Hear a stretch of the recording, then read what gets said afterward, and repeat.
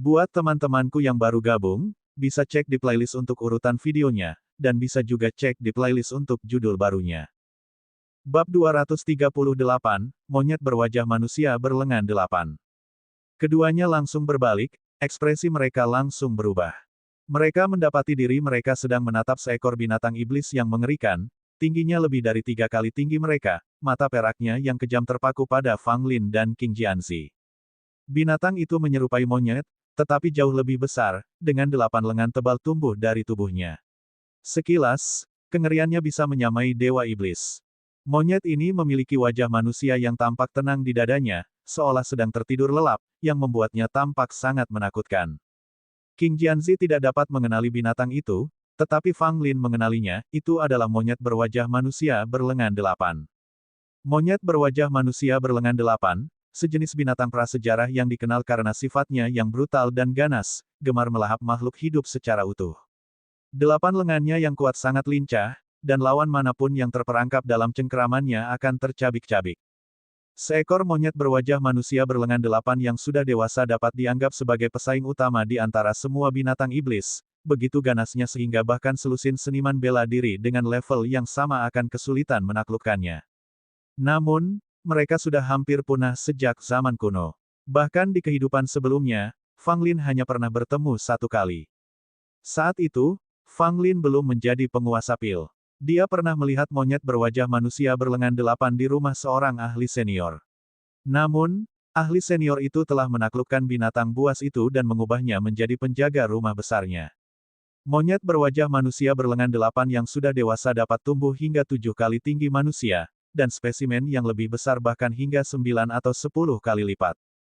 Binatang buas yang kini berdiri di hadapan Fang Lin dan Qing Jianzi hanya 3 kali lebih besar dari mereka, tampaknya belum tumbuh sepenuhnya. Namun, ekspresi Fang Lin berubah semakin serius saat melihatnya. Bahkan seekor monyet berlengan 8 berwajah manusia yang masih muda pun tangguh. Mayat-mayat beku yang tercabik-cabik di tanah pasti telah menjadi korban binatang buas ini. Ini adalah monyet berwajah manusia berlengan 8, sejenis binatang iblis prasejarah. Fang Lin berseru. Mendengar perkataan Fang Lin, Qing Jianzi merasa merinding. Meskipun dia tidak tahu seberapa kuat monyet berwajah manusia berlengan 8 itu, semua binatang iblis prasejarah adalah kekuatan yang harus diperhitungkan. Di dalam mulut mengerikan si monyet berwajah manusia berlengan 8, gigi-giginya yang tajam tampak masih membawa sisa-sisa daging. Pemandangan anggota tubuhnya yang berayun-ayun membuat kedua pria itu ketakutan. Mengaum, monyet berwajah manusia berlengan 8 melancarkan serangannya, mungkin melihat Fang Lin dan Qing Jianzi sebagai santapan berikutnya, tidak mampu memberikan perlawanan. Qing Jianzi meraung saat dia menyerang dengan pedang naga pengembara miliknya. Meskipun pedang itu patah, pedang itu mengeluarkan aura naga yang kuat. Monyet berwajah manusia berlengan 8 itu segera berhenti, matanya yang mengancam memperlihatkan sedikit kewaspadaan terhadap pedang naga pengembara di tangan Qing Jianzi. Pedang naga pengembara menguasai aura seekor naga, menimbulkan rasa takut bahkan pada monyet berwajah manusia berlengan 8, binatang iblis prasejarah. Bagaimanapun, tingkat naga sejati berada di atas binatang iblis prasejarah, berdiri di puncak semua makhluk, tidak ada makhluk yang tidak takut pada naga sejati. Mereka baru saja merasakan kelegaan saat melihat wajah monyet berwajah manusia berlengan 8 kembali ke bentuk ganasnya, menyerbu ke arah mereka sekali lagi, seolah tak peduli dengan aura naga itu. Mengapa pedangmu yang patah tidak berfungsi lagi? Fang Lin bertanya pada Qing Jianzi sambil berlari. Qing Jianzi tidak tahu apa yang sedang terjadi, jadi satu-satunya pilihannya adalah melarikan diri bersama Fang Lin dengan kecepatan penuh. Namun, mereka segera menyadari bahwa monyet berwajah manusia berlengan 8 itu jauh lebih cepat daripada mereka. Ia berhasil menyusul mereka dalam waktu singkat saat mereka berlari. Sialan, ambil ini, dasar keras sialan. Fang Lin mengumpat pelan sambil menghunus pedang panjang, lalu berbalik menghadap binatang buas itu bersama Qing Jianzi. Qing Jianzi mengayunkan pedangnya ke atas, menebas keras kaki monyet itu. Namun, ia terpaksa mundur, serangan itu hanya meninggalkan bekas darah di kaki binatang itu, tanpa memberikan efek berarti. Fang Lin bahkan lebih menderita. Sebelum dia sempat mengayunkan pedangnya, dia melihat 2 lengan si monyet melesat ke arahnya. Karena tidak dapat melawan, Fang Lin hanya bisa mundur cepat untuk menghindari kontak dengan lengan si monyet. Sialan, kita tidak bisa menang dengan kekerasan. Kurasa sudah waktunya menggunakan racun. Fang Lin bergumam, tangannya meraih tas istana 9. Monyet berwajah manusia berlengan 8 itu melirik King Jianzi lalu Fang Lin. Kemudian ia menerjang Fang Lin, tampaknya menganggap Fang Lin lawan yang lebih mudah dihadapi daripada King Jianzi. Sambil mengumpat dengan keras, Fang Lin segera mengambil sebuah botol dan membantingnya ke tubuh si monyet. Botol giok itu pecah, memercikkan isinya yang hitam ke perut si monyet, menyebabkannya berdesis. Fang Lin mulai menyeringai, tetapi senyumnya memudar pada saat berikutnya. Wajah manusia misterius di dada si monyet tiba-tiba membuka matanya, menyerap semua cairan hitam. Apa-apaan ini? Fang Lin benar-benar tercengang. Dia selalu mengira bahwa monyet berwajah manusia berlengan 8 adalah binatang buas yang brutal dan ganas. Dia tidak pernah membayangkan bahwa binatang itu bisa memiliki kemampuan aneh seperti itu, yaitu menyerap racunnya. Wajah mengerikan yang membuka matanya, dengan tatapan dingin yang tertuju pada Fang Lin, membuat bulu kuduknya merinding. Hati-hati, teriak King Jianzi panik. Fang Lin tersentak kembali ke dunia nyata, tepat pada waktunya untuk menyadari bahwa si monyet telah menyerangnya. Fang Lin berguling untuk menghindari lengan yang diulurkan si monyet kepadanya. King Jianzi juga bergegas mendekat sambil membawa pedangnya, mencoba membantu Fang Lin melarikan diri. Dengan bantuan King Jianzi, Fang Lin berhasil lolos dari tangan si monyet. Ia merasakan gelombang ketakutan menerpanya saat bahaya berlalu. Dia berbalik dan melihat King Jianzi kini terkunci dalam pertarungan sengit. Si monyet terlalu kuat. Bahkan dengan King Jianzi yang memegang pedang di kedua tangannya, dia berjuang keras untuk mempertahankan pertahanan. Tanpa membuang waktu, Fang Lin berbalik untuk mengulurkan bantuannya, dan keduanya berdiri bersama, melawan si monyet. Lalu, keduanya dipukuli sampai babak belur oleh si monyet. Mereka tidak punya pilihan. Bukan karena mereka tidak cukup kuat, si monyet terlalu kuat. Bahkan jika bertarung berdampingan, mereka tidak bisa mengatasinya. Tepat saat mereka dikelilingi bahaya, sebuah tombak emas terbang dari belakang si monyet, diikuti oleh raungan marah yang familiar. Yang Po Jun telah tiba-tiba muncul entah dari mana. Yang Po Jun menyerbu dari belakang si monyet, sambil menusukkan tombaknya yang panjang ke punggung si monyet. Melihat Yang Po Jun, kedua pria itu menjadi gembira, merasakan secercah harapan. Mereka bertiga berkumpul bersama, tidak punya waktu untuk mengobrol, dan melanjutkan pertarungan melawan si monyet. Lalu, ketiganya dipukuli sampai babak belur oleh si monyet. Bagaimana monyet sialan ini bisa sekuat itu? Pedang di tangan King Jianzi sudah patah. Dia beralih ke pedang lain.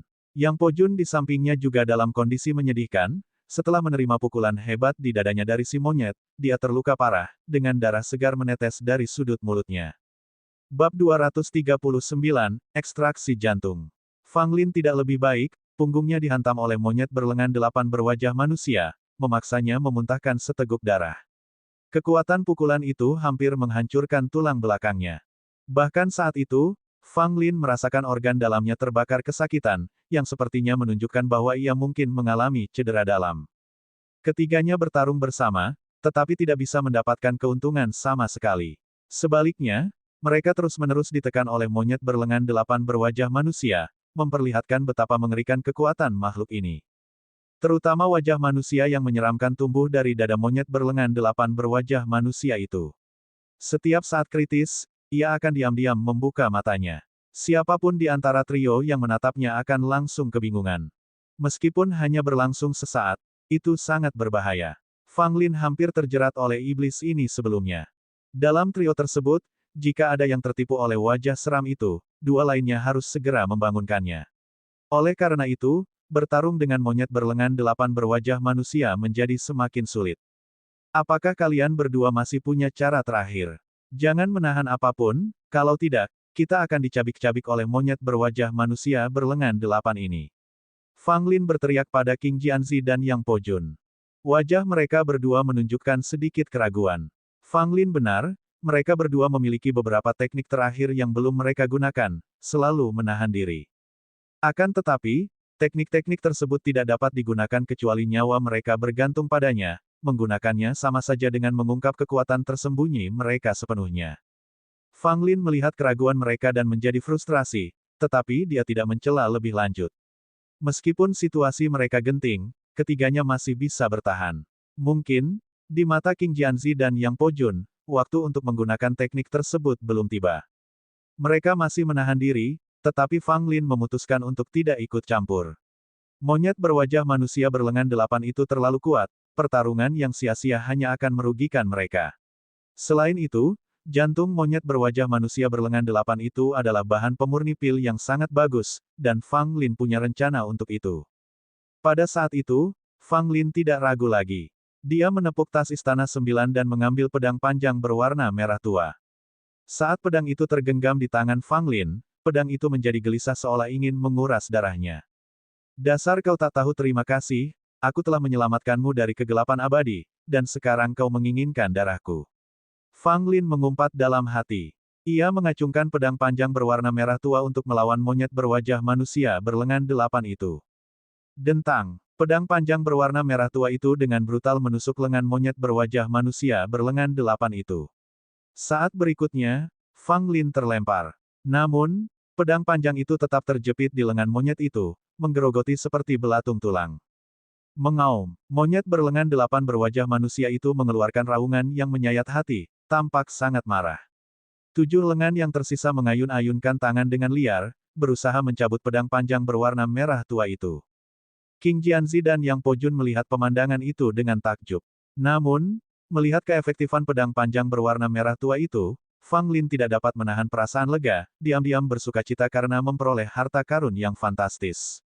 Daging dan darah terlihat layu dengan cepat dari tubuh monyet berwajah manusia dan berlengan 8 itu, kekejaman di matanya perlahan berganti dengan rasa takut, sementara pedang panjang berwarna merah tua itu bersinar lebih terang, dengan ganas melahap vitalitas monyet itu. Darah binatang buas purba itu luar biasa, ribuan kali lebih kuat daripada darah manusia. Di era kehidupan Fang Lin sebelumnya, ada beberapa makhluk kuat yang akan mandi dengan darah binatang buas purba ini untuk memurnikan tubuh mereka, yang memiliki efek luar biasa. Pedang panjang berwarna merah tua ini sangat ganas, langsung menyerap vitalitas monyet berlengan 8 berwajah manusia itu. Entah ia melawan atau menyerah, pedang itu akan menguras darahnya. Kecuali mengeringkannya sepenuhnya, pedang itu tidak akan pernah berhenti. Sementara itu, wajah manusia di dada monyet berlengan 8 berwajah manusia itu terbuka lagi. Namun, kali ini tidak ada lagi kekuatan pesona yang tersisa. Sebagai gantinya, ada ekspresi kengerian dan keputusasaan yang mutlak. Si muka itu membuka mulutnya, seperti ingin mengatakan sesuatu, tetapi tidak ada suara yang keluar sama sekali. Pedang ini terlalu aneh. King Jianzi bergumam. Yang Pojun hanya menatap pedang panjang berwarna merah tua itu dengan rasa ingin tahu, lalu menatap Fang Lin, dan bertanya, apakah ini pedang yang ditusukkan ke binatang iblis kadal? Kau mencabutnya. Fang Lin mengangguk, matanya terpaku tanpa berkedip pada pedang panjang berwarna merah tua itu. Dalam sekejap mata, monyet berlengan 8 yang dulunya berwajah manusia dan perkasa itu tergeletak di tanah, kurus kering dan lesu, dadanya masih sedikit naik turun, tetapi ia berjuang untuk bernapas. Pedang panjang berwarna merah tua itu kembali memancarkan aura yang membekukan darah. Namun, Fang Lin segera berjalan mendekat. Jika mereka terus maju, dia takut jantung monyet berlengan 8 berwajah manusia itu akan terkuras habis. Fang Lin meraih pedang panjang berwarna merah tua, namun tanpa diduga pedang itu tampak kecanduan dan mulai menguras darah darinya. Fang Lin mengumpat, menarik pedang keluar dari tubuh monyet berwajah manusia berlengan 8 itu dengan tarikan kuat, lalu dengan sigap melemparkannya ke dalam tas Istana 9. Meski hanya sesaat, Fang Lin dapat merasakan sebagian darahnya sendiri telah terkuras. Melihat bahaya telah berlalu, King Jianzi dan Yang Pojun mendekat, keduanya menatap monyet berlengan 8 berwajah manusia yang sekarat itu dengan ekspresi aneh. Belum lama ini, mereka berada dalam bahaya besar karena monyet berwajah manusia berlengan 8 ini. Namun dalam sekejap mata, makhluk ini sudah berada di ambang kematian. Monyet berwajah manusia dan berlengan 8 itu melotot ke arah mereka dengan mata sayu dan tak bernyawa, penuh kebencian, tetapi sebagian besarnya putus asa. Fang Lin tidak peduli dengan kebencian di mata monyet berwajah manusia berlengan 8 itu. Dia langsung menghunus belati dan menusukkannya dengan kejam ke dada monyet itu. Fang Lin, apa yang sedang kamu lakukan? King Jianzi bertanya dengan bingung. Fang Lin dengan cekatan menggerakkan belati di tangannya dan tanpa menoleh ke belakang, menjawab, jantung monyet berlengan 8 berwajah manusia ini merupakan bahan pemurnian pil yang sangat bagus, tentu saja, aku harus membawanya. Mendengar ini, pasangan itu terdiam, terutama Yang Pojun, yang menatap Fang Lin secara berbeda. Pada saat itu, monyet berlengan 8 berwajah manusia itu masih belum mati. Binatang purba itu memiliki vitalitas yang luar biasa, bahkan jika pedang panjang berwarna merah tua itu telah menguras semua darahnya, ia masih bisa bertahan untuk beberapa saat. Namun, dalam beberapa hari itu, penderitaan yang dialaminya tak tertahankan. Fang Lin menggunakan belati itu untuk memotong wajah manusia yang tertancap di dada monyet berwajah manusia berlengan 8, lalu menginjak-injaknya hingga menjadi bubur. Kemudian, ia menggali lubang di dada monyet berwajah manusia dan berlengan 8 itu untuk menampung jantungnya, lalu memasukkan tangannya dan meraba-raba bagian dalamnya. Monyet berwajah manusia berlengan 8 itu menjerit kesakitan. Ia dapat merasakan jantungnya dirobek dengan kejam oleh Fang Lin. Dengan suara berdecit, Fang Lin menarik tangannya, menggenggam sebuah jantung merah seukuran kepala manusia yang berdenyut samar. Oh, jadi, kau di sini. Sementara itu, Li Tongtian, mencibir dengan dingin, dengan santai datang dari kejauhan, diikuti oleh sejumlah besar anggota keluarga Li. Bab 240, Aku akan menikahinya. Ketiganya menoleh dan melihat Li Tongtian memimpin sekelompok anak didik keluarga Li ke arah mereka. Li Tongtian menyeringai dingin, jelas dalam suasana hati yang baik, dan di belakangnya, anak didik keluarga Li juga memiliki pipi kemerahan, jelas dalam semangat tinggi. Adegan ini membuat mereka bertiga sedikit mengernyit. Keluarga kerajaan dan para pengikut sekte kabut ungu telah mengalami hidup dan mati, dengan banyak yang meninggal atau terluka, hampir tidak ada yang tidak terluka. Namun, jika melihat orang-orang dari keluarga Li ini, tidak ada sehelai rambut pun yang hilang di kepala mereka. Sungguh kontras.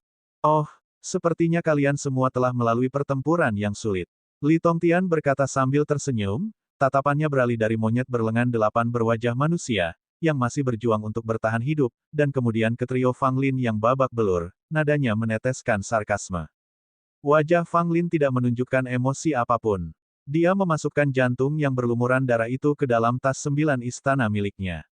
Di sisi lain, wajah King Jianzi dan Yang Po Jun dipenuhi dengan kehati-hatian. Li Tongtian mencibir pelan dan melambaikan tangannya, lalu seketika anak didik keluarga Li mengepung mereka.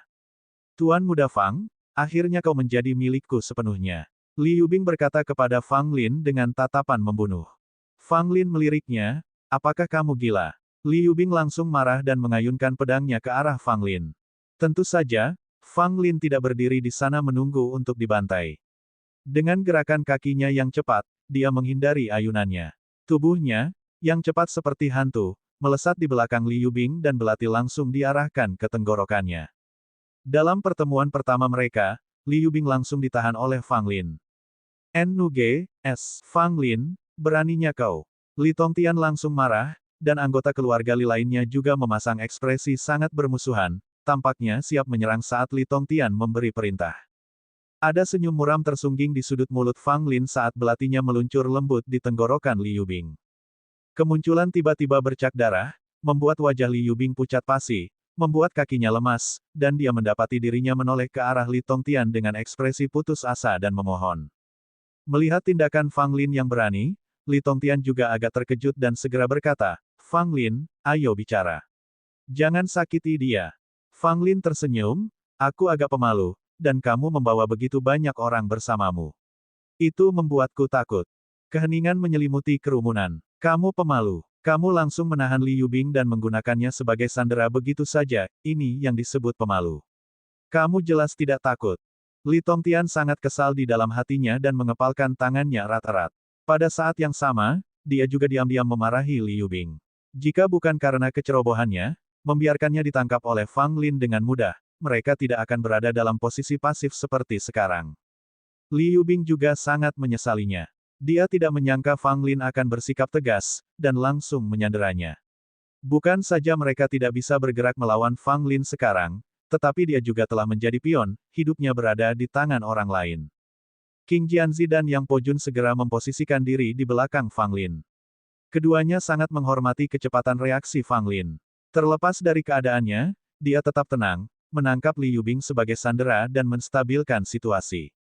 Mereka berdua yakin mereka tidak akan mampu melakukan hal yang sama. "Fang Lin, biarkan dia pergi. Apakah kamu tahu konsekuensi menyakitinya?" Li Tongtian menarik napas dalam-dalam dan berkata dengan suara yang dalam. Berpura-pura bingung, Fang Lin mengeluarkan suara terkejut, dan belatinya membuat goresan lain di leher Li Yubing. Ah! Li Yubing menjerit keras, ketakutan hingga hampir pingsan.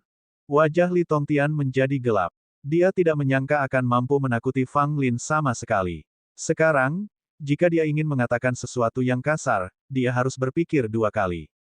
Saat itu, Li Tongtian berusaha keras untuk membuat wajahnya terlihat lebih mudah didekati dan mengubah nadanya. Kalian bertiga, Yubing adalah sepupuku dan juga keponakan kesayangan di keluargaku. Tolong jangan sakiti dia. Mendengar ini, Fang Lin berpura-pura terkejut dan berseru, "Oh, jadi wanita ini memiliki status yang cukup tinggi di keluarga Limu.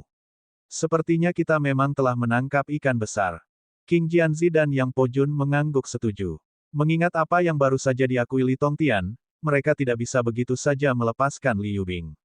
Menyandera dia berarti menyimpan jimat pelindung yang berharga. Li Tongtian dan yang lainnya tidak akan berani bertindak gegabah terhadap mereka. Li Yubing memohon dengan suara gemetar, "Fang Lin, aku salah. Tolong lepaskan aku. Aku berjanji tidak akan mengganggumu lagi." Semua anggota keluarga Li yang hadir di tempat kejadian, termasuk Li Tongtian, tampak sangat tidak senang. Li Yubing yang memohon agar dia diampuni hanya akan merusak reputasi keluarga Li. "Diam!" Li Tongtian memarahi Li Yubing. Li Yubing langsung terdiam. Pikirannya kacau balau, dipenuhi teror dan rasa sakit, jauh berbeda dari sikap dominannya sebelumnya. Meskipun Li Yubing sangat dihormati dalam keluarga Li dan menjadi kesayangan generasi tua, bagaimanapun juga, dia adalah seorang wanita, dan dalam situasi ini, dia tampak lemah dan rapuh. "Li Tongtian, suruh anak buahmu menjaga jarak. Mereka membuatku takut karena berdiri begitu dekat," kata Fang Lin sambil menyeringai. Li Tongtian sangat marah, tetapi tidak punya pilihan lain. Dia hanya bisa memberi isyarat kepada anak buahnya untuk menyebar. Bahkan saat mereka mundur, mereka tidak bergerak terlalu jauh. Anggota keluarga Li terus mengawasi Fang Lin dan kelompoknya dengan waspada. Menelan amarahnya, Li Tongtian berkata, "Fang Lin, lepaskan Yubing, dan aku akan membiarkanmu pergi." Fang Lin menatap Li Tongtian seperti orang bodoh, dan berkata dengan nada sarkastis, "Kau yang bodoh atau kau pikir aku yang bodoh? Jika aku melepaskannya, tidakkah kalian semua akan mengeroyok kami dan mencabik-cabik kami?" Kelopak mata Li Tongtian berkedut karena kesal. Sambil menggertakkan giginya, dia bertanya, "Lalu apa yang kamu inginkan?" Sambil berpura-pura berpikir sejenak, Fang Lin tiba-tiba berkata, "Yah, menurutku dia cukup menarik. Bagaimana kalau kita menjadikannya istriku?" Begitu kata-kata itu sampai ke telinga mereka, semua orang tercengang, bahkan King Jianzi dan Yang Pojun menatap Fang Lin dengan mata terbelalak. Wajah mereka berubah tak percaya. Li Yubing menatap kosong, pikirannya benar-benar kacau dan tidak jelas tentang apa yang sedang terjadi. Setelah terdiam beberapa saat, Li Tongtian akhirnya berhasil bereaksi. "Apa katamu?" tanya Li Tongtian dengan ekspresi sedikit tidak percaya. Fang Lin balas menatap dengan polos, "Menurutku dia cantik dan aku ingin dia menjadi istriku. Apakah ada yang salah dengan itu?" Li Yubing ingin berteriak tidak. Tentu saja, itu salah. "Aku, nona terhormat dari keluarga Li, bagaimana mungkin aku bisa menjadi istri pencuri hina sepertimu?" Fang Lin, kamu bercanda?" King Jianzi bertanya dengan cepat. Wajah Fang Lin berubah serius. "Aku sama sekali tidak bercanda. Lihatlah betapa seriusnya aku. Apakah aku terlihat seperti sedang bercanda?" King Jianzi terdiam, tidak tahu harus berkata apa sebagai tanggapan, dan merasa seolah-olah pikirannya telah mengalami hubungan arus pendek. Yang Pojun mengerutkan kening dan berkata, "Fang Lin, ada banyak wanita cantik di kerajaan kita yang sudah cukup umur untuk menikah. Jika kamu ingin menikah, aku bisa membantumu menemukan jodoh saat kita kembali. Tidak perlu mengambil wanita dari keluarga Li sebagai pengantin." Bab 241, Kejam dan Tanpa Ampun. Yang Pojun berkata dengan tulus. Dia benar-benar percaya bahwa Fang Lin telah menyukai Li Yubing dan ingin menikahinya, yang tentu saja membuatnya sangat cemas, itulah sebabnya dia berkata demikian. Bagaimana mungkin Yang Pojun tidak cemas? Jika Fang Lin menikah dengan Li Yubing, bukankah dia akan menjadi menantu keluarga Li? Bagaimana itu bisa terjadi? Jadi, Yang Pojun bahkan akan menikahkan seorang gadis kerajaan dengan Fang Lin hanya untuk menghentikan Fang Lin menikahi Li Yubing. Dia bahkan tidak berpikir, apakah Fang Lin benar-benar akan menikah dengan Li Yubing ini. Perkataan Yang Po Jun hampir membuat King Jianzi yang berdiri di sampingnya tertawa terbahak-bahak. Fang Lin hanya berbicara omong kosong di sini, yang lain tidak tertipu, tetapi kamu, Yang Po Jun, tertipu. Fang Lin ingin menikahi Li Yubing. Coba pikirkan, itu sama sekali tidak mungkin. Fang Lin melirik Yang Po Jun dan melihat wajah seriusnya, yang membuatnya hampir tertawa, tetapi dia berkata, aku sudah punya seseorang di hatiku, dan aku tidak akan menikahi siapapun kecuali Li Yubing. Aku menghargai niat baikmu, saudara Yang. Li Tongtian benar-benar ingin mengumpat. Kenapa dia harus bertemu dengan orang aneh ini, Fang Lin? Dia tidak hanya merepotkan, kulitnya tebal, dan dia seperti. Li Yubing juga ingin menangis. Dia memang mengalami masa-masa sial dalam 8 kehidupannya, mengapa dia harus bertemu dengan orang seperti itu? Di satu saat dia mengatakan ingin membunuhnya, di saat berikutnya dia mengatakan ingin menikahinya, itu terlalu sewenang-wenang. Bagaimana menurutmu, Li Tongtian? Apakah menurutmu aku, Fang Lin, bisa menjadi menantu keluarga Limu? Fang Lin berkedip dan bertanya sambil menyeringai pada Li Tongtian. Dahi Li Tongtian penuh dengan garis-garis hitam. Senyum Fang Lin, menurutnya, benar-benar menyebalkan. Dia benar-benar ingin bergegas dan meninju wajah Fang Lin. Hal ini sama sekali tidak mungkin, kata Li Tongtian sambil menggertakkan giginya. Anggota keluarga Li di sekitar menjadi marah, merasa bahwa Fang Lin sedang mengejek mereka semua. Yang membuat mereka semakin marah adalah kata-kata Fang Lin tentang keinginannya untuk menikahi Li Yubing. Apa-apaan kau, Fang Lin? Apakah nona Li kita adalah sesuatu yang bisa kau sentuh dengan jarimu yang berminyak? Pernahkah kau bertanya berapa banyak dari kita, para pemuda tampan, yang pernah berhayal tentang Li Yubing, menganggapnya sebagai dewi impian kita? Kita biasanya bahkan tidak punya kesempatan untuk berbicara keras kepada sang dewi, tetapi kamu, Fang Lin, menaruh pisau ke lehernya dan bersikeras menikahinya sebagai istrimu. Para pemuda baik dari keluarga Li sangat marah. Mereka tidak sabar untuk segera maju menyelamatkan sang dewi, menjatuhkan Fang Lin dengan beberapa pukulan, memenangkan hati sang dewi dan penghargaan dari para tetua, lalu menikahi dewi mereka, melatih keterampilan surgawi, mewarisi posisi kepala keluarga, dan mencapai puncak kehidupan mereka. Ah, pemuda-pemuda hebat keluarga Li, agak mengasyikkan juga kalau memikirkannya. Sama seperti para pemuda dari keluarga Li yang tenggelam dalam pikiran mereka, Fang Lin tampak bersalah. Kenapa tidak? Apakah menurutmu keluarga Limu lebih tinggi dariku? Sebenarnya, aku tidak keberatan sama sekali, meskipun keluarga Li agak aneh, tetapi jika aku menggertakkan gigiku, aku masih bisa menerimanya dengan enggan. Fang Lin, jika kau berani menghina keluarga Liku lagi, aku akan merontokkan gigimu. Ini benar-benar tidak bisa ditoleransi. Aku akan membunuhmu. Seluruh keluarga Li mengamuk dan semua orang mengumpat. Wajah Li Tongtian menjadi sangat gelap, matanya dipenuhi dengan niat membunuh. Fang Lin berpura-pura takut dan cepat-cepat berkata, apa yang kalian coba lakukan? Aku pengecut dan aku gemetar saat takut. Sambil berbicara, Fang Lin menggores garis darah lagi di leher Li Yubing dengan belatinya.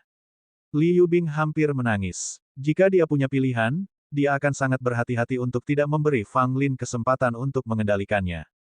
Namun, sekarang sudah terlambat untuk menyesal. Kecerobohan sesaat telah membawanya ke dalam kesulitan ini. Sangat sulit untuk menanggungnya dan dia tidak dapat memberitahu siapapun. Urat dahi Li Tongtian menonjol. Ia mulai kehilangan kesabarannya. Ia berpikir bahwa jika Li Yubing meninggal, ia bisa melimpahkan semua kesalahan kepada Fang Lin dan Sekte Kabut Ungu. Paling-paling, ia akan dimarahi oleh para tetua keluarga dan tidak akan ada hukuman berat. Memikirkan hal ini, ekspresi kejam muncul di wajah Li Tongtian. Fang Lin, kamu bermain api. Setelah berkata demikian, Li Tongtian melambaikan tangannya, dan orang-orang dari keluarga Li segera mengepung mereka lagi. Melihat ini, Fang Lin berpikir dalam hati bahwa ini buruk. Li Tongtian tampaknya mengabaikan hidup dan mati Li Yubing.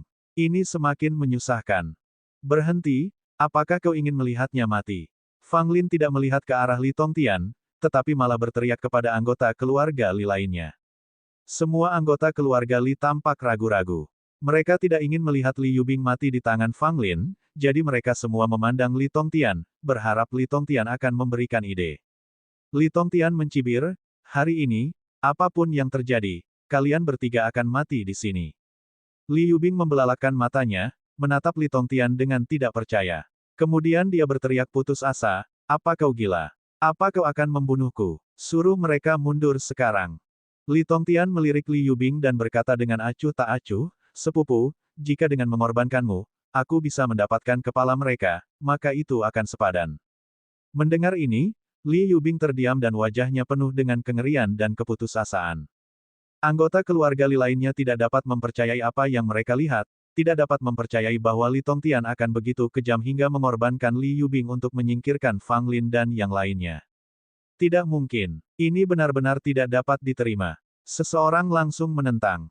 Namun, tidak banyak yang menentang, hanya sekitar belasan orang, dan mayoritas tetap diam, ekspresi mereka sangat dingin.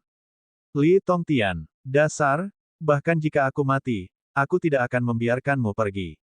Li Yubing mengeluarkan raungan sedih, dan meskipun ada belati Fang Lin, dia berjuang mati-matian. Li Tongtian mencibir dan bergegas maju, diikuti oleh anggota keluarga Li. Fang Lin mengumpat pelan, menendang Li Yubing, lalu segera melarikan diri bersama Qing Jianzi dan Yang Po Jun. Menurutmu kemana kau akan pergi? Suara Li Tongtian terdengar. Sekarang kelompok Fang Lin baru saja bertarung dengan monyet berwajah manusia berlengan 8 dan semuanya terluka.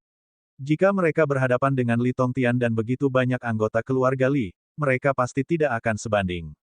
Li Tongtian juga mengetahui hal ini, jadi dia ingin mengambil kesempatan ini untuk membunuh mereka bertiga dan menghilangkan masalah untuk selamanya. Yang Po Jun, di mana orang-orang kita? Fang Lin bertanya saat mereka berlari. Yang Po Jun berkata, teruslah berlari ke depan, mereka pasti datang menemui kita. Mendengar ini, Qing Jianzi dan Fang Lin merasa sedikit tenang. Senang sekali ada orang yang datang menolong mereka. Jadi, sementara anggota keluarga Li mengejar dari belakang, Fang Lin dan yang lainnya melarikan diri dengan panik. Fang Lin menoleh ke belakang dan melihat keluarga Li semakin dekat. Dia menjadi marah dan mengeluarkan botol giok hitam dari tas istana 9 miliknya. Sialan, kali ini aku akan menghabisi kalian semua dari keluarga Li. Fang Lin mengumpat, lalu tiba-tiba melemparkan botol hitam itu dengan ganas. Bab 242, berpisah. Li Tongtian, yang mengejar dari belakang, melihat sebuah botol hitam terbang ke arah mereka. Seketika dalam keadaan waspada, ia menghentikan langkahnya dan dengan keras memerintahkan mereka yang ada di belakangnya untuk mundur. Namun, sudah terlambat. Botol hitam itu pecah saat menghantam tanah yang dingin, dan kepulan asap hijau mulai menyebar ke segala arah. Bau apa ini? Kenapa harum sekali? Tidak bagus. Bau ini mungkin beracun. Cepat, mundur. Jangan hirup aroma itu. Banyak murid keluarga Li yang mundur, beberapa dengan wajah penuh ketakutan. Li Tongtian mundur paling cepat dan tidak menghirup baunya, tetapi beberapa orang masih diselimuti asap hijau dan menghirup sebagiannya. Batuk, batuk, batuk. Seketika, para pengikut keluarga Li yang menghirup asap hijau itu mulai tersedak hebat. Bukan satu atau dua, tetapi lebih dari selusin pengikut keluarga Li semuanya mulai batuk, terhuyung-huyung kesakitan. Tidak peduli jika beberapa murid menghirup asap hijau itu, mereka tidak dapat berhenti batuk. Suara batuk yang terus-menerus begitu keras sehingga yang lain merasakan geli di tenggorokan mereka. Wajah Li Tongtian menjadi gelap. Asap hijau masih mengepul di depannya. Mengejar Fang Lin kini mustahil. Terlebih lagi, anggota klannya tampaknya telah diracuni, batuk-batuk begitu keras hingga hampir menyemburkan dahak dari paru-paru mereka. Sialan, Li Tongtian mengepalkan tangannya, wajahnya berubah frustrasi, tampak sangat tidak rela. Sementara itu, batuk anggota keluarga Li bertambah hebat, dan beberapa orang yang keracunan parah mulai batuk darah. Sungguh tak tertahankan. Wajah mereka memerah, batuk-batuk hingga suara mereka hilang. Rasa gatal yang tak tertahankan di tenggorokan membuat mereka ingin meraih dan menggaruknya dengan keras. Apa yang harus kita lakukan? Yang lain menatap Li Tongtian, berharap dia bisa menemukan solusi. Li Tongtian memperhatikan anggota klan ini, merasa sangat cemas.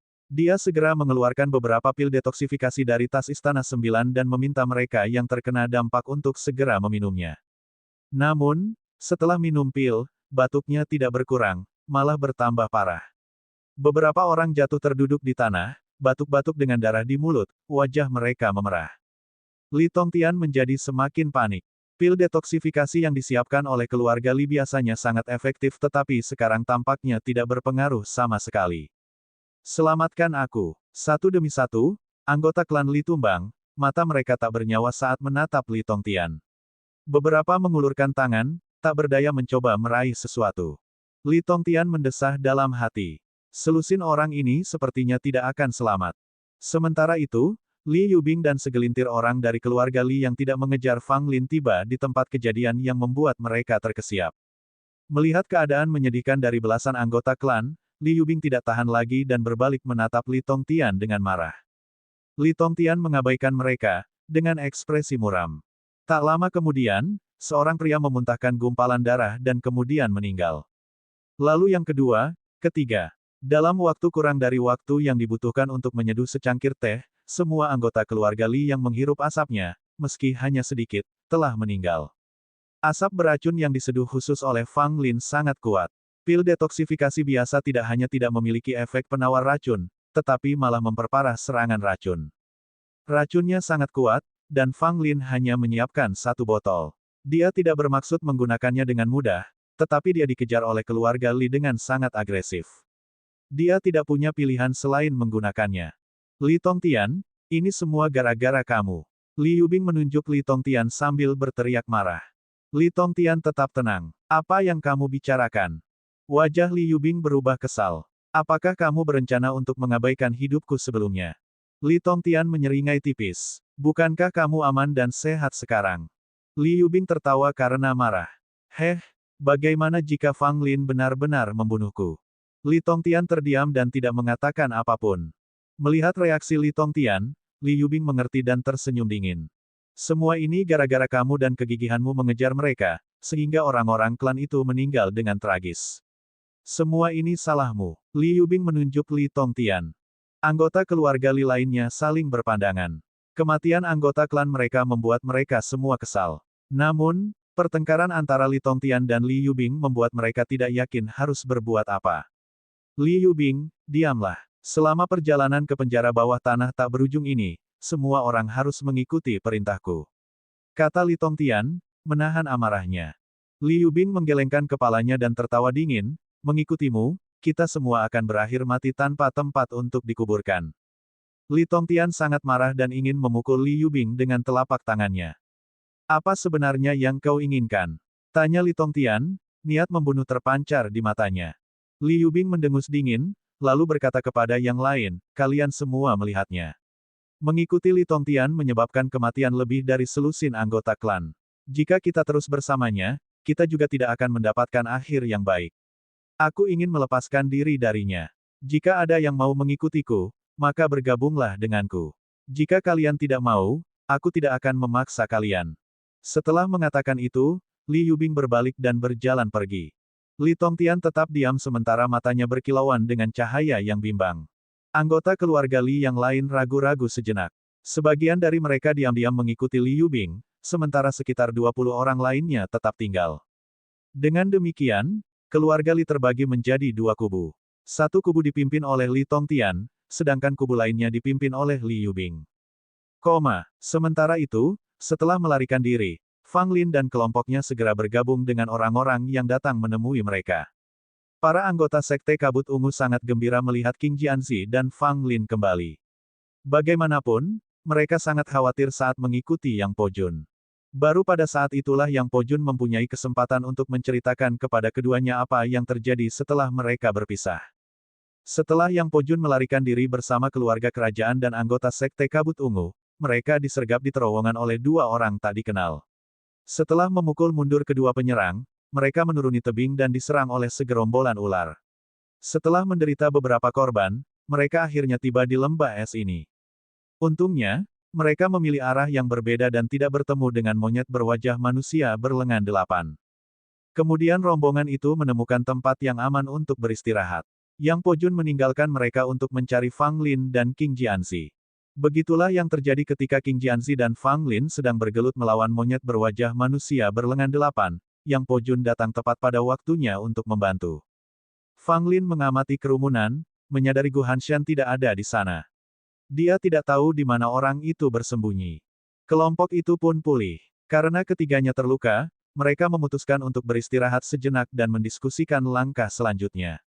Menurut apa yang dikatakan para murid yang berhasil kembali hidup-hidup sebelumnya, tampaknya ada sebuah istana di ujung lembah es ini. Beberapa orang telah masuk sebelumnya, tetapi tidak ada yang keluar. Haruskah kita pergi dan melihatnya? King Jianzi menyarankan. Bab 243, Boneka Es menghalangi jalan. Tentu saja, kami akan pergi. Kalau tidak, perjalanan ini tidak akan ada gunanya. Fang Lin segera menyuarakan pendiriannya. Yang Po Jun mengangguk juga, menurutku kita juga harus melihatnya. Kita tidak harus memasuki Istana Es. Kita dapat memutuskan berdasarkan situasi saat itu. Melihat mereka berdua ingin pergi, King Jianzi mendesah dalam hati. Keduanya benar-benar tak kenal takut. Istana Es adalah tempat yang sangat berbahaya. Belum lagi istana itu sendiri, sulit untuk memperkirakan berapa banyak binatang iblis yang akan mereka temui di jalan. Terlebih lagi, tidak seorang pun tahu apa yang ada di dalam Istana Es karena semua orang yang pernah menginjakan kaki di sana tidak pernah keluar lagi. Dengan kata lain, mereka yang memasuki Istana Es semuanya mati di dalam. Namun, King Jianzi penasaran untuk melihatnya sendiri. Namun, karena kali ini dia tidak bertindak sendiri, dia harus mempertimbangkan keselamatan orang lain juga, jadi dia ragu-ragu. Para kru beristirahat selama 10 jam. Luka-luka yang diakibatkan oleh konflik antara Fang Lin, Yang King Yao, dan monyet berwajah manusia berlengan 8 juga sembuh selama waktu ini. Pada saat itulah semua orang memulai perjalanannya mencari Istana Es yang legendaris. Lingkungan di dalam lembah es tidaklah rumit. Ditambah lagi, Sekte Kabut Ungu dan keluarga kerajaan telah belajar banyak dari para penyintas ekspedisi mereka sebelumnya, jadi mereka tahu cara menemukan Istana Es. Dalam perjalanan mereka bertemu banyak binatang iblis, bahkan harimau Arktik. Binatang itu telah mencapai tingkat pertama dari 3 transformasi, yang sebanding dengan seniman bela diri asal surgawi. Harimau Arktik dapat menghembuskan angin dingin dan bergerak sangat cepat di atas es. Bahkan jika Fang Lin menggunakan teknik langkah 9 surga, ia hampir tidak dapat mengimbanginya. Harimau Arktik ini merupakan ancaman besar bagi semua orang. Meskipun tidak seseram monyet berwajah manusia berlengan 8, ia tetap saja menakutkan.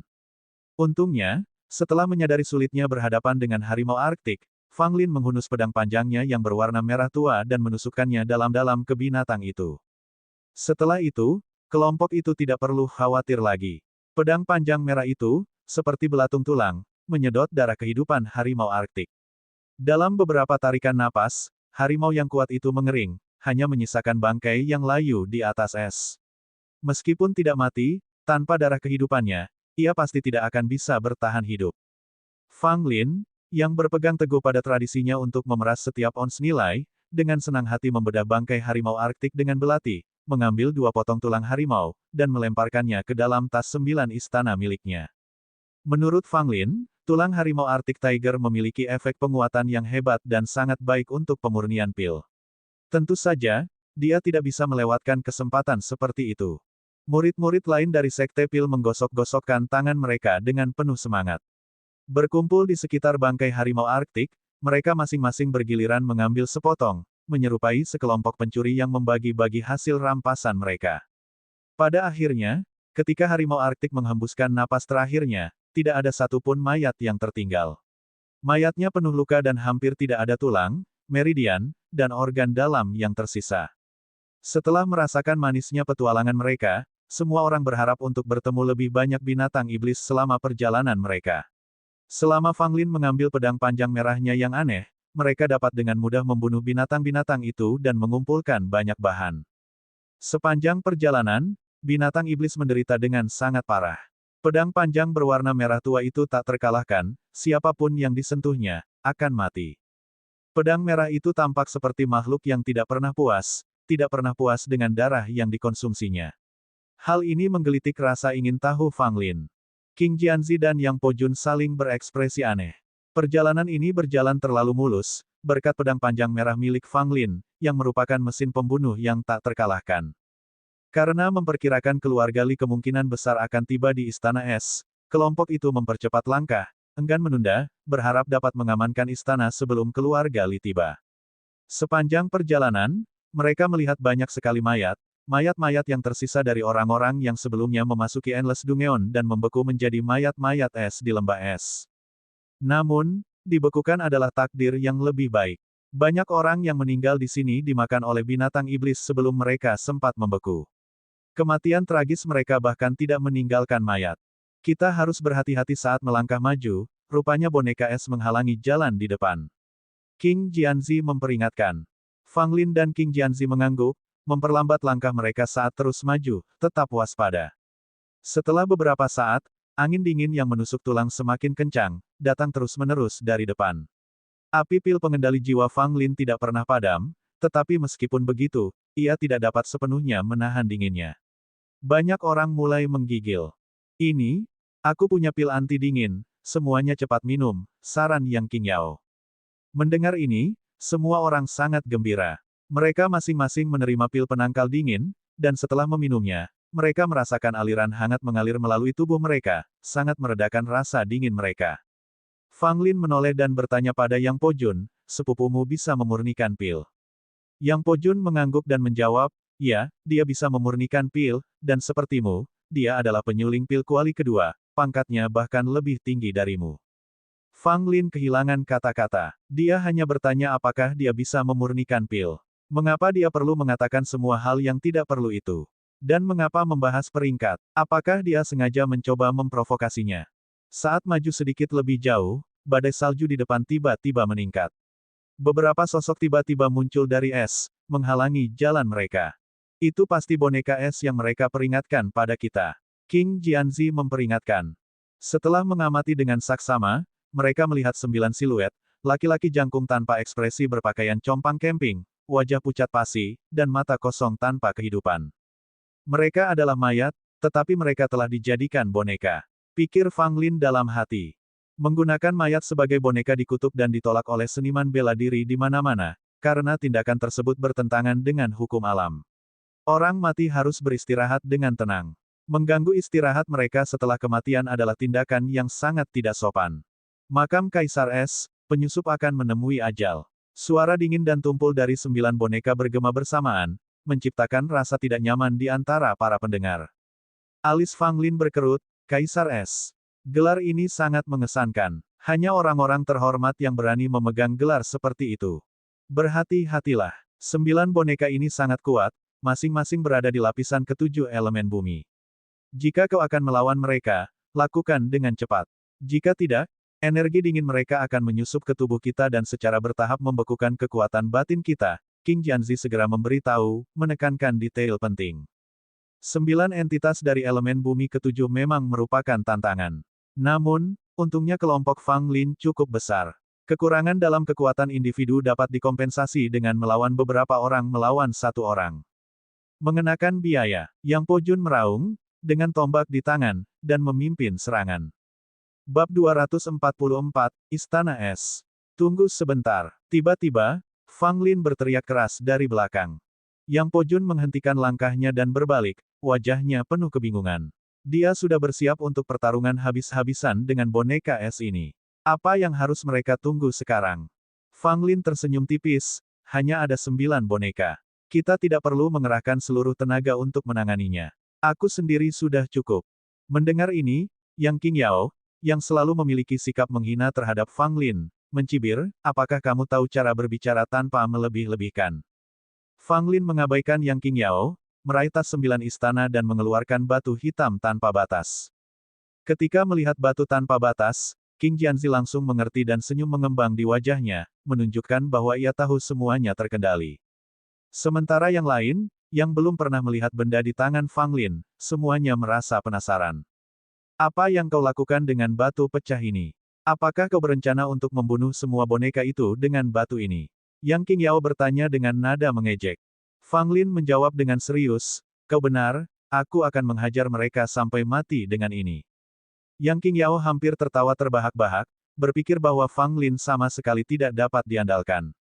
Yang lain juga tampak bingung, semuanya berpikir bahwa Fang Lin melebih-lebihkan. Apa yang bisa dilakukan batu pecah ini?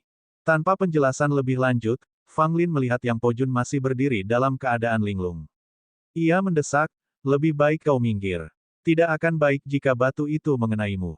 Yang Po Jun, terdiam, kembali. Ekspresi wajahnya benar-benar aneh. Fang Lin terkekeh, menarik tangannya, dengan kekuatan batin yang diam-diam mengalir ke batu tanpa batas. Begitu dia merasakan batu itu menjadi lebih ringan, dia tahu batu itu sudah siap. Maju, teriak Fang Lin, dan dia melemparkan batu tanpa batas dengan ganas. Suara mendesing. Hembusan angin bertiup. Batu tanpa batas berubah menjadi seberkas cahaya, menghantam boneka es pertama secara langsung. Dengan bunyi gedebuk, boneka es itu hancur, halus seperti kertas. Batu tanpa batas tidak berhenti, terus terbang ke arah belakang mereka. Degup, degup, degup, degup. Suara benturan terus-menerus bergema saat boneka es satu demi satu dihancurkan oleh batu tanpa batas. Tidak ada boneka es yang dapat menahannya. Boneka es yang tangguh tampak rapuh seperti tahu di hadapan batu tanpa batas. Kemudian, batu tanpa batas jatuh di dataran es, menyebabkan suara yang memekakkan telinga. Lantai di bawah kaki mereka mulai bergetar hebat, terasa seperti gempa bumi. Retakan mulai menyebar dari tempat batu tanpa batas mendarat, membuatnya tampak seolah-olah seluruh dataran es akan runtuh. Dengan lambaian tangannya, Fang Lin memanggil batu tanpa batas kembali ke genggamannya dengan suara desisan. Jika dilihat lagi, 9 boneka es itu telah hancur menjadi tumpukan pecahan es yang hancur. Semua orang, kecuali King Jianzi, tercengang. Mata mereka terbelalak tak percaya, seolah-olah mereka baru saja melihat monster. Terutama yang King Yao, yang wajahnya penuh dengan ketidakpercayaan. Dia mengejek keberanian Fang Lin, tetapi kemudian dia telah menghancurkan ke-9 boneka es dalam sekejap mata. Ini bagaikan tamparan keras di wajah yang King Yao, dan sangat keras. Yang Po Jun juga terkejut. Batu hitam yang tidak mencolok itu sangat menakutkan. Terutama saat jatuh ke tanah, rasanya seperti gunung yang runtuh. Hanya King Jianzi yang tidak terkejut. Dia sebelumnya telah melihat kekuatan Fang Lin menggunakan batu tanpa batas, jadi dia tidak terlalu terkejut. Orang-orang lainnya butuh waktu cukup lama untuk bereaksi, menatap batu tanpa batas di tangan Fang Lin dengan kekaguman dan rasa iri di mata mereka. Fang Lin menyeringai, tampak senang pada dirinya sendiri, lalu mengembalikan batu tanpa batas itu ke dalam tas Istana 9. Beberapa orang melirik Yang King Yao, melihat wajahnya berubah dari merah menjadi hijau. Ketika dia menyadari tatapan licik mereka, dia segera memarahi, "Apa yang kalian lihat?" Orang-orang itu langsung memalingkan muka, tetapi mereka tidak dapat menahan tawa pelan. Yang Po Jun terbatuk, menatap Yang King Yao dengan pandangan tidak puas. Sepupunya sendiri, kapan dia akan belajar? Jika Fang Lin berani mengatakannya, dia pasti punya cara. Sekarang lihat, Fang Lin memamerkan kehebatannya, dan kau, Yang King Yao, yang dipermalukan, kan? Yang King Yao sedikit menyesalinya saat ini. Dia tidak menyukai Fang Lin selama ini, tetapi Fang Lin mengabaikan keluhannya berulang kali. Ini membuatnya terlihat picik. Namun, sebagai seorang putri, Yang King Yao memiliki sifat yang sombong. Oleh karena itu, meskipun dia menyesali perbuatannya dalam hati, dia tidak mau mengakuinya secara terbuka. Setelah sedikit gangguan ini berlalu, mari kita lihat seperti apa sebenarnya Istana Kaisar Es ini, usul Fang Lin sambil memberi isyarat kepada semua orang untuk melanjutkan perjalanan. Seketika, kelompok itu bergerak melewati lokasi tersebut. Setelah berjalan beberapa saat, 9 boneka es lainnya muncul. Apa? Mereka kembali? Fang Lin bertanya pada King Jianzi dengan bingung. King Jianzi menjelaskan, boneka es bukan hanya gelombang satu kali. Seharusnya ada sekitar 5 gelombang. Gelombang terakhir boneka es akan meningkat menjadi 18. Mendengar ini, Fang Lin tetap bersikap santai. Tidak peduli berapa banyak orang yang ada, dia akan menghancurkan mereka semua dengan batunya. Seketika, Fang Lin melemparkan batu tanpa batas lagi, yang secara efisien menghancurkan ke-9 boneka es. Dengan demikian, kelompok itu berhasil melewati boneka es dengan lancar, hampir tanpa hambatan. Bahkan ketika gelombang terakhir boneka es bertambah banyak jumlahnya, mereka tidak sebanding dengan batu tanpa batas yang mengerikan di tangan Fang Lin. Akhirnya, orang banyak mulai terbiasa dengan metode Fang Lin. Mereka berjalan melalui daerah berbahaya itu dengan riang, seperti sedang piknik, bukan ekspedisi berbahaya. Akhirnya, sebuah istana megah tampak di depan mata mereka. Begitu megahnya hingga hanya bisa digambarkan sebagai sebuah keajaiban. "Ya dewa," seru Fang Lin, matanya terbelalak kagum saat melihat istana indah di depannya. Dia benar-benar takjub. Anggota lainnya juga tercengang, seolah-olah mereka telah memasuki dunia baru. Mereka tidak dapat mengungkapkan apa yang mereka saksikan. Istana yang seluruhnya terbuat dari es itu berdiri di ujung lembah es, memancarkan kemegahan. Di atas istana, salju turun dari langit, menciptakan tirai putih. Di depan istana es berdiri 5 patung es yang tampak seperti manusia, masing-masing setinggi gunung. Untuk melihatnya dengan jelas, orang-orang harus menjulurkan leher. Pemandangan kelima patung es ini saja sudah membuat mereka terengah-engah. Kelima patung itu tampaknya mengandung kekuatan besar, berdiri di depan istana es seperti pengawal kekaisaran yang melindungi ibu kota, menjaga istana di belakang mereka. Tak seorang pun dapat mengucapkan sepatah kata pun, seolah-olah semua suara teredam oleh badai salju. Bahkan napas mereka terdengar sangat lemah. Fang Lin tiba-tiba merasakan sesuatu yang salah, perasaan tidak nyaman. Tidak bagus. Kekuatan batinku sedang ditekan. Seketika, Fang Lin memeriksa ke dalam dan memang, kekuatan batinnya tampaknya telah disegel oleh suatu kekuatan, karena dia tidak dapat memobilisasinya sama sekali. Bab 245, 5 patung es. Apa yang terjadi? Aku tidak bisa menggunakan kekuatan batinku. Aku juga tidak bisa menggunakan milikku. Ah, apa sebenarnya yang terjadi? Semua orang juga berseru ketakutan, kekuatan batin mereka, seperti Fang Lin, disegel oleh kekuatan yang tidak diketahui. Mereka bisa merasakan kekuatan batin mereka ada di sana, tetapi mereka tidak dapat menggunakannya, seolah-olah kekuatan batin itu bukan milik mereka lagi. Sensasi ini sungguh tak mengenakan dan menimbulkan kepanikan besar di antara mereka. Baik seniman bela diri maupun pemurni pil, ketergantungan mereka pada kekuatan batin sangatlah besar. Tanpa kekuatan batin, seberapa berbeda mereka dengan orang biasa. Terutama di tempat berbahaya seperti Endless Dungeon, bahkan jika kekuatan batin mereka masih bisa digunakan, situasinya mengancam jiwa. Jika mereka sekarang kehilangan kekuatan batin mereka, bukankah itu sama saja dengan hukuman mati? King Jianzi dan Yang Po Jun menjadi pucat dan menyesal telah masuk ke lubang neraka ini.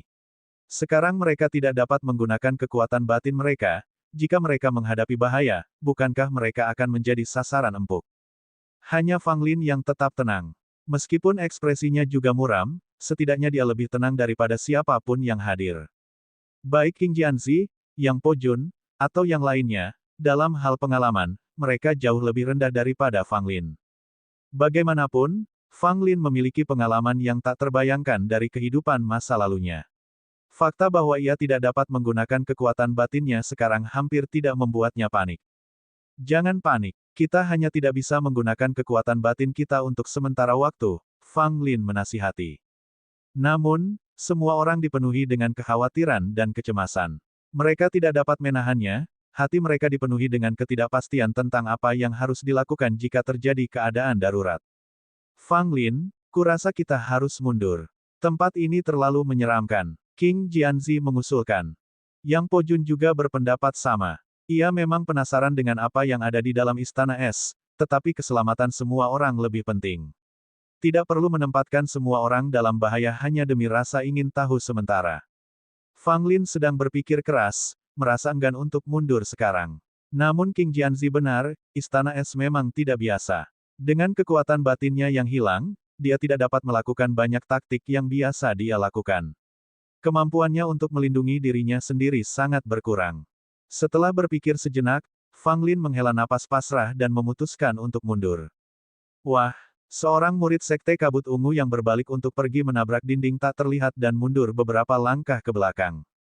Tidak bagus. Melihat ini, wajah semua orang berubah drastis. Fang Lin dan yang lainnya dengan cepat mendekat dan menyentuh dinding di depan mereka, hati mereka tenggelam. Kita terjebak di sini, kita tidak bisa keluar. King Jianzi mengumumkan dengan serius. Mendengar ini, semua orang tampak sangat ketakutan. Mereka sudah dikutuk. Karena tidak dapat menggunakan kekuatan batin dan sekarang terjebak di sini, jelaslah bahwa mereka sengaja dimasukkan ke dalam perangkap yang mematikan. Tidak heran tidak seorang pun yang pernah memasuki istana es sebelumnya dapat keluar hidup-hidup. Tempat ini memang luar biasa menyeramkan. Apa yang harus kita lakukan? Yang Po Jun dalam keadaan tertekan. Dia tidak takut mati, tetapi dia merasa bertanggung jawab atas semua anggota muda keluarga kerajaan yang dibawanya.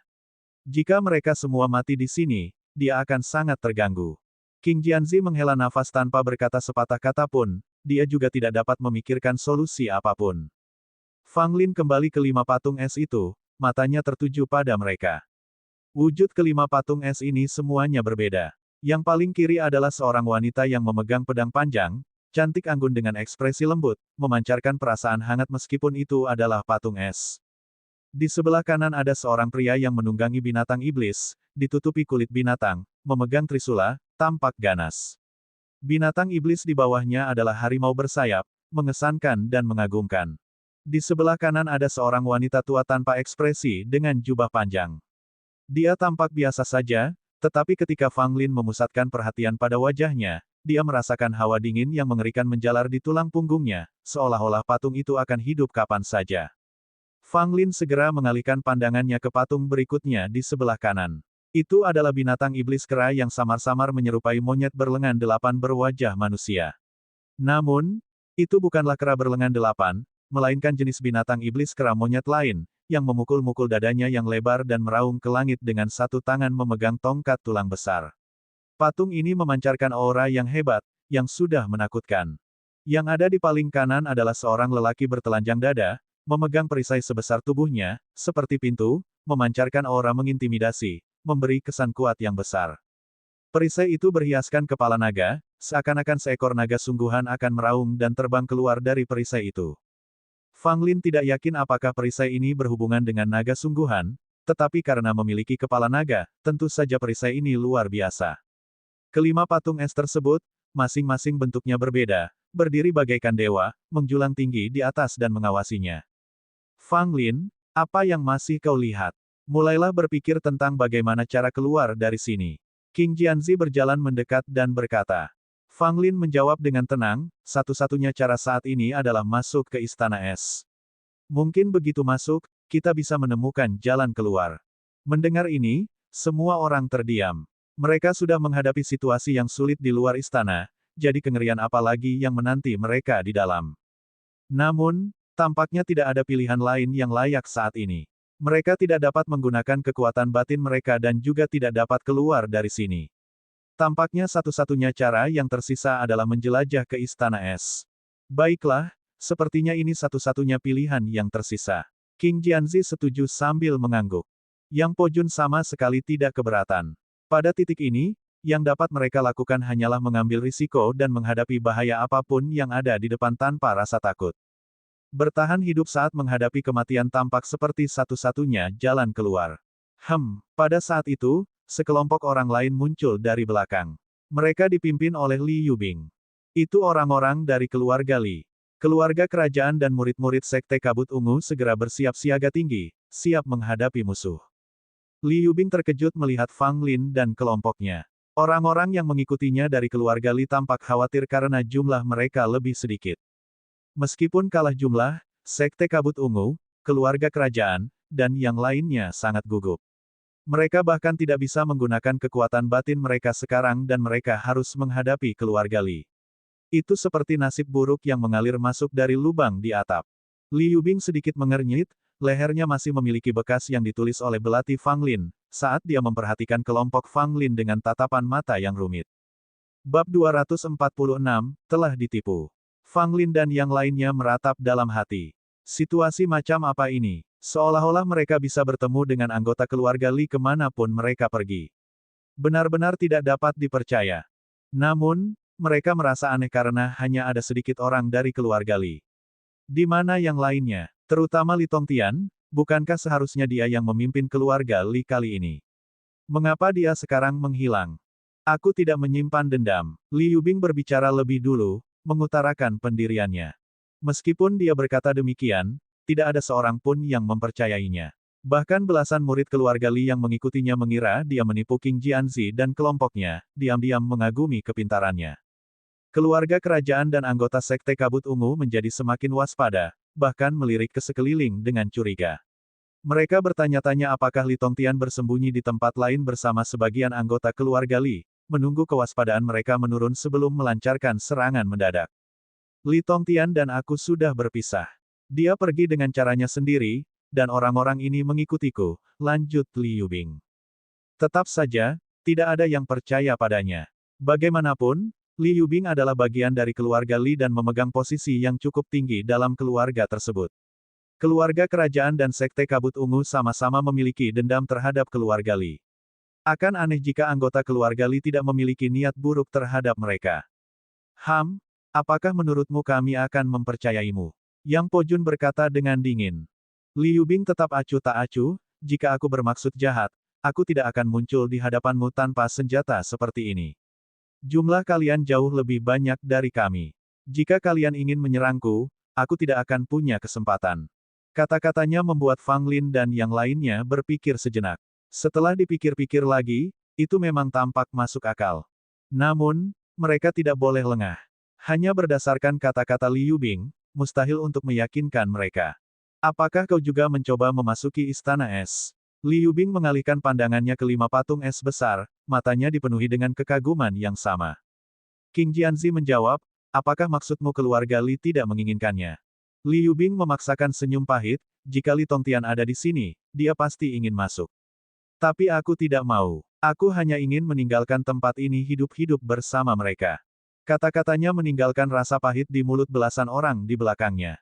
Namun, mereka tidak menyesal mengikuti Liu Bing. Mereka, seperti Liu Bing, telah sepenuhnya menyerah pada Li Tongtian. Bisakah seseorang yang bisa meninggalkan keluarganya menawarkan mereka jalan untuk bertahan hidup? Setiap saat, Li Tongtian mungkin akan menusuk mereka dari belakang. Mengikuti Liu Bing mungkin tidak memberi mereka keuntungan apapun dari Endless Dungeon, tetapi mungkin memberi mereka peluang bertahan hidup yang lebih besar. Hidup adalah keuntungan terbesar. Sekalipun Anda memperoleh kesempatan sekali seumur hidup, tidak ada gunanya jika hidup Anda hilang. Fang Lin mengerutkan kening, katakan padaku, di mana Li Tongtian? Apakah dia juga menuju ke sini? Liu Bing mengatupkan bibirnya dan berkata, aku tidak tahu. Setelah kalian melarikan diri, dia dan aku berpisah. Fang Lin mengangguk dan kemudian senyum tipis muncul di sudut mulutnya, karena kamu telah memutuskan hubungan dengan Li Tongtian, mengapa kamu tidak ikut dengan kami? Kamu hanya memiliki sedikit orang bersama kamu, kamu tidak akan mampu menghadapi bahaya apapun yang menghadangmu. Jika kita bergerak bersama, kita dapat saling mengawasi. Mendengar ini, King Jianzi dan Yang Po Jun menatap Fang Lin dengan heran. Mereka tidak menyangka Fang Lin akan mengusulkan agar Liu Bing dan kelompoknya ikut bepergian bersama mereka. Ini bukanlah ide yang bagus. Liu Bing juga terkejut karena Fang Lin akan mengatakan hal seperti itu. Dia agak terkejut, tetapi dia segera mengerutkan kening, mempertimbangkan kredibilitas kata-kata Fang Lin. Sejujurnya, Liu Bing tidak memiliki kesan yang baik terhadap Fang Lin, bahkan sedikit tidak menyukainya, jadi dia tidak begitu mempercayai apa yang dikatakannya. Melihat ekspresi wajah Liu Bing, Fang Lin tahu bahwa dia tidak mempercayainya. Dia tersenyum dan berkata, seperti yang bisa kau lihat, kekuatan kami terletak pada jumlah orang di sini. Jika kami benar-benar ingin menyakitimu, kami bisa saja bertindak. Kami tidak perlu menggunakan cara-cara seperti itu. Kurasa akan lebih baik jika kau ikut dengan kami. Selain saling membantu, jika kita bertemu Li Tongtian, dia tidak akan berani mencoba apapun dengan kita berdua. Lebih aman daripada berkeliaran dengan hanya selusin orang. Bagaimana menurutmu? Liu Bing masih tidak mempercayainya, dan dia selalu merasa tidak bisa mempercayai Fang Lin. Saat Liu Bing tetap diam, wajah Fang Lin menunjukkan ekspresi kecewa. Aku punya niat baik. Karena kamu tidak tertarik, biarlah. Kita akan pergi ke istana es sendiri. Liu Bing akhirnya berbicara, sambil menggigit bibirnya pelan, jika aku pergi bersamamu, ada satu hal yang harus kau janjikan padaku. Fang Lin segera bersemangat dan bertanya, ada apa? Mari kita dengarkan dulu. Liu Bing mengungkapkan ekspresinya dengan ekspresi rumit, jika kita bertemu Li Tongtian dan kelompoknya, aku harap kamu bisa membiarkan mereka pergi. Mendengar ini, Fang Lin langsung menepuk dadanya dan berkata, tidak masalah. Selama dia tidak memprovokasi kita, kita akan membiarkannya saja. King Jianzi dan Yang Po Jun di sampingnya memutar bola mata mereka. Apakah Anda satu-satunya yang mengambil keputusan di sini? Mengapa Anda tidak meminta pendapat kami? Namun, mereka lebih percaya pada Fang Lin, jadi mereka tidak mengatakan apa-apa lagi. Permintaan Liu Bing itu karena rasa iba yang masih ada dalam dirinya. Meskipun dia kecewa dengan tindakan Li Tongtian, mereka tetap bagian dari keluarga Li. Dia tidak ingin Li Tongtian dan kelompoknya mati di sini. Namun, yang bisa dia lakukan hanyalah mengajukan permintaan ini. Jika Li Tongtian dan kelompoknya benar-benar mendapat masalah, dia tidak akan ikut campur. Ayo, kita masuk ke istana es bersama. Fang Lin memberi isyarat pada Liu Bing. Liu Bing mengangguk dan tanpa berpikir dua kali, memimpin kelompok kecilnya. Betapa megahnya patung-patung es itu. Berdiri di dekatnya, Li Yubing menatap patung-patung es yang menjulang tinggi itu dan berseru. Fang Lin dan yang lainnya memasang ekspresi aneh, terutama Fang Lin, yang senyumnya luar biasa cerah. Pada saat inilah Li Yubing tiba-tiba menyadari ada yang tidak beres. Mengapa dia merasa seolah-olah dia tidak bisa mengumpulkan kekuatan batinnya? Kemudian, ekspresinya, bersama dengan belasan murid keluarga Li, berubah drastis. Kekuatan batin mereka, seperti Fang Lin dan yang lainnya, ditekan oleh semacam kekuatan, sehingga tidak dapat digunakan. Li Yubing segera menyadari apa yang telah terjadi. Dia telah ditipu. Semua omongan Fang Lin adalah untuk memancing dia dan yang lainnya ke sini. Tidak heran mereka memiliki keunggulan dalam jumlah, tetapi tampak begitu gugup. Ternyata mereka sama sekali tidak dapat menggunakan kekuatan batin mereka dan sama rentannya seperti macan kertas. Kau, Li Yubing segera berbalik, melotot marah ke arah Fang Lin, berharap dia bisa berlari dan menggigit pria menyebalkan ini beberapa kali. Fang Lin memasang wajah polos. Ada apa? Li Yubing sangat marah. Fang Lin sama menyebalkannya seperti sebelumnya. Dia hampir membunuhnya sebelumnya, dan sekarang dia telah menipunya ke tempat hantu ini lagi. Li Yubing tidak ingin mengatakan sepatah kata pun, dan dia memimpin sekitar selusin pengikut keluarga Li kembali ke jalan asal mereka. Wah! Kemudian, Li Yubing membenturkan kepalanya ke dinding tak terlihat dan menjerit kesakitan. Bab 247, Cara Tercela. Apa yang sebenarnya terjadi? Li Yubing mengusap dahinya yang sedikit memerah karena benturan itu, menatap Fang Lin dengan wajah penuh kesedihan dan kemarahan. Fang Lin mengangkat bahu, aku tidak tahu, tapi sepertinya kita semua terjebak di sini. Li Yubing hampir gila. Kalau bukan karena omong kosong Fang Lin, bagaimana mungkin mereka bisa ditipu untuk datang ke sini? Sekarang, dia tidak bisa menggunakan kekuatan batinnya dan tidak bisa keluar sama sekali. Apakah dia manusia? Apakah ada orang yang hina seperti ini? Dia tidak memprovokasi dia, bagaimana mungkin Fang Lin bisa menyakiti orang seperti ini? Belasan anggota keluarga Li juga geram, berharap mereka bisa mengabaikan kehati-hatian dan melawan Fang Lin sampai mati. Apa semua ini? Mereka sama sekali tidak punya niat jahat, mereka benar-benar tertipu oleh Fang Lin. Fang Lin, ajalmu sudah dekat. Li Yubing tidak dapat menggambarkan kemarahannya saat ini, kata-kata apapun terasa tidak berarti jika dibandingkan dengannya, jadi dia hanya bisa membentaknya. Fang Lin memasang wajah acuh tak acuh, sementara King Jianzi dan Yang Pojun merasa agak kasihan. Meskipun Li Yubing berasal dari keluarga Li, meyakinkannya untuk datang seperti ini agak terlalu berlebihan. Tetapi sekarang dia sudah di dalam, tidak ada yang bisa dilakukan, semuanya harus berjalan seperti ini. Ah, kamu benar-benar tidak mengerti niat baikku. Ketika Li Tongtian datang, kamu akan mengerti.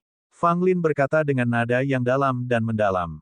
Li Yubing ingin mengumpat dengan keras, tetapi sebagai seorang talent dari keluarga Li, dia tidak ingin kehilangan muka, jadi dia menggertakkan giginya dan berkata, jika kamu ingin menyakiti Li Tongtian, lakukan saja.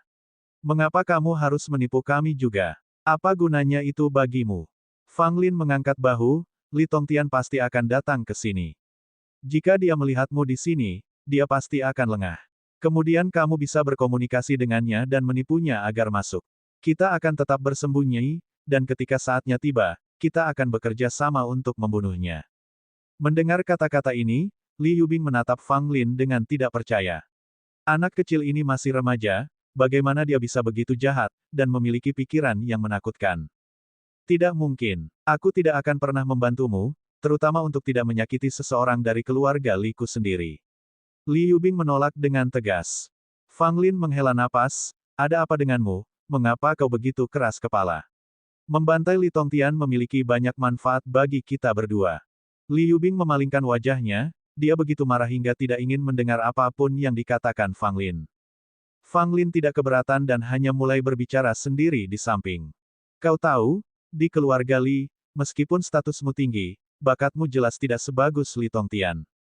Jika dia terus naik lebih tinggi, dia bahkan mungkin mengambil posisi kepala keluarga. Bagaimana denganmu? Kau seorang wanita dan akan menikah pada akhirnya. Tetapi bagaimana jika kita membunuh Li Tongtian?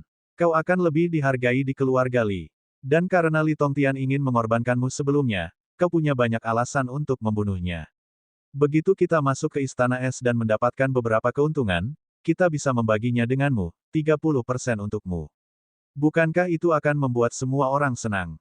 Fang Lin mengoceh, tetapi Li Yubing tidak terlalu memperhatikan ucapannya. Melihat Li Yubing tidak menanggapi, Fang Lin beralih ke cara yang lebih menyeramkan. Dia berjalan ke samping dan membicarakan sesuatu dengan suara pelan dengan King Jianzi dan Yang Pojun. Setelah mendengarkan apa yang dikatakan Fang Lin, King Jianzi dan Yang Pojun baik menatapnya dengan ekspresi aneh, terutama Yang Pojun yang tampak terkejut. Ahem, Fang Lin, apakah rencana ini benar-benar ide yang bagus? King Jianzi juga ragu-ragu. Fang Lin menyeringai, menurutku rencana ini sangat bagus. Meskipun agak tercela, tidak ada cara lain. Jika kita tidak menyingkirkan Li Tongtian, kita tidak akan merasa tenang, bukan? Sekarang Li Yubing ada di sini, kita harus memanfaatkannya untuk membunuh Li Tongtian. Kita mungkin tidak memiliki kesempatan seperti itu di masa depan. King Jianzi masih ragu-ragu, tetapi Yang Pojun tampaknya telah diyakinkan oleh Fang Lin dan mengangguk. Memang, kesempatan itu langka. Kita harus menyingkirkan Li Tongtian, kalau tidak, kita akan terkekang dalam segala hal yang kita lakukan. Melihat Yang Pojun dan Fang Lin saling memandang dengan penuh pengertian, King Jianzi tahu bahwa mereka bertekad untuk melakukannya. Dia tidak mengatakan apa-apa lagi dan hanya mengikuti arus. King Jianzi dan Yang Pojun masing-masing pergi untuk memimpin anggota Sekte Kabut Ungu dan keluarga kerajaan, dengan paksa menundukkan belasan orang dari keluarga Li. Mereka diikat dan diberi pil tuli bisu, yang akan membuat mereka tuli dan buta selama 24 jam ke depan. Li Yubing sangat marah, tetapi dia tidak berdaya. Dia tidak hanya tidak bisa menggunakan kekuatan batinnya, tetapi mereka juga kalah jumlah dan dia tidak bisa melawan sama sekali. Apa sebenarnya yang kau inginkan? Mengapa kau menyakiti mereka? Li Yubing menunjuk Fang Lin, bertanya padanya sambil sedikit gemetar. Fang Lin memasang wajah polos, tenang saja, aku tidak menyakiti mereka, aku hanya membuat mereka diam sementara. Li Yubing menatap Fang Lin dengan penuh kebencian, tetapi tidak mengatakan apapun. Ahem, tapi kamu harus bekerja sama dengan tindakan kami. Kalau tidak, aku akan membantai mereka semua. Fang Lin menggaruk hidungnya dan menambahkan. Li Yubing mengerti, dia sepenuhnya mengerti. Mereka mengancamnya dengan nyawa lebih dari selusin anggota keluarga Li. Pada saat ini, Li Yubing benar-benar ingin menamparkan dirinya sendiri. Mengapa dia percaya pada omong kosong Fang Lin dan masuk ke dalam? Sekarang, kerabatnya telah ditundukkan, kehidupan mereka sepenuhnya berada di bawah kendali Fang Lin. Jika dia tidak bekerja sama dengan tindakan mereka dan membunuh Li Tongtian, dia khawatir kehidupan belasan anggota klan ini tidak dapat diselamatkan. Li Yubing ingin menangis tetapi tidak bisa meneteskan air mata. Dia tidak tega melihat anggota klannya meninggal secara tragis. Aku berjanji padamu. Li Yubing hampir menggertakkan giginya saat mengucapkan 4 kata ini. Fang Lin mengangguk sambil tersenyum, lalu menepuk bahu Li Yubing. Kamu memang punya potensi. Li Yubing benar-benar ingin menusukkan pedang ke wajah Fang Lin. Bagaimana mungkin seseorang bisa begitu licik dan tidak tahu malu? Fang Lin, seorang jenius alkimia Tao yang terkenal, dapat membuat rencana yang begitu hina, yang sama sekali tidak terduga. Setelah terdiam sejenak, Fang Lin menambahkan, jangan khawatir, kita hanya perlu menyingkirkan Li Tongtian. Mengenai orang-orang lain dari keluarga Li, mengingat perasaanmu, kami tidak akan melakukan apapun kepada mereka. Mendengar kata-kata ini, Li Yubing menatap Fang Lin dan berkata, aku tidak tahu apakah aku bisa mempercayaimu lagi. Senyum di wajah Fang Lin langsung menghilang, digantikan oleh lapisan ketidakpedulian, apakah kamu punya pilihan? Li Yubing tersenyum getir, ya, apakah dia punya pilihan? Sekarang dia berada di bawah kekuasaan mereka. Li Tongtian, ditemani lebih dari 20 murid keluarga Li, tiba di depan istana es. Lihat, itu Li Yubing. Salah satu murid keluarga Li berseru. Mendengar ini, Li Tongtian menoleh dan melihat Li Yubing berlumuran darah, seolah-olah dia baru saja keluar dari istana es. Tolong aku. Li Yubing, dengan antisipasi dan urgensi di matanya, terhuyung-huyung ke arah Li Tongtian dan kelompoknya.